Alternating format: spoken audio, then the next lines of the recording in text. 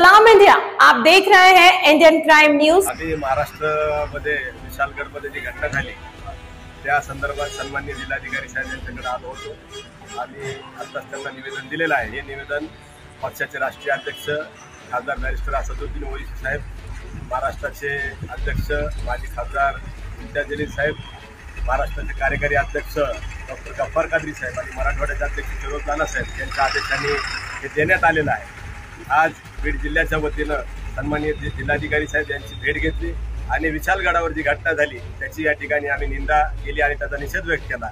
ज्या पद्धतीने ही घटना झाली त्याच्या पाठीमागं एक षडयंत्र रचलं गेलं। 10 ते 15 दिवसापूर्वीपासून त्या ठिकाणी त्या पद्धतीची वातावरण निर्मिती केली गेली आणि अतिक्रमणाच्या नावाखाली गजापूर नावाच्या गावावर या ठिकाणी हल्ला करण्यात आलेला आहे।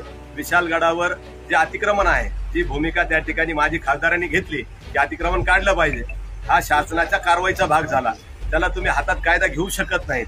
दुसरी गोष्ट, त्या ठिकाणी जे अतिक्रमण आहे ते त्याचा प्रकरण हे न्यायालयामध्ये प्रलंबित आहे, तर आपण न्यायालयाचा मान केला पाहिजे, त्याचा अपमान केला नाही पाहिजे। ही घटना एक वेगळी घटना आहे, परंतु त्या विशालगडावरच्या घटनेचं राजकारण करून खाली गजापूर नावाच्या गावावर मुस्लिम समाजाच्या घरावर हल्ले करण्यात आले। जवळपास 25च्या वर मोटरसायकली या ठिकाणी दरीमध्ये फेकल्या गेल्या, 10-12 मोटरसायकलला नुकसान केलं गेलं, घराची 25-30 मोडतोड करण्यात आली।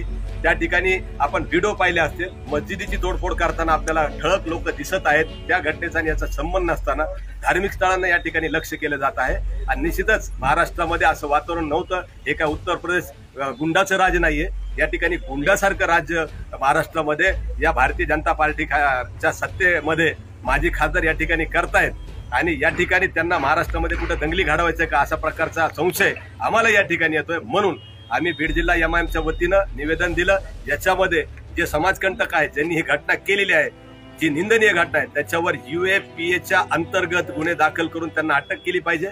या घटनेची सविस्तर न्यायालयीन किंवा CIDची चौकशी झाली पाहिजे। या ठिकाणी जे जखमी झालेले आहेत त्यांना सरकारने मदत केली पाहिजे।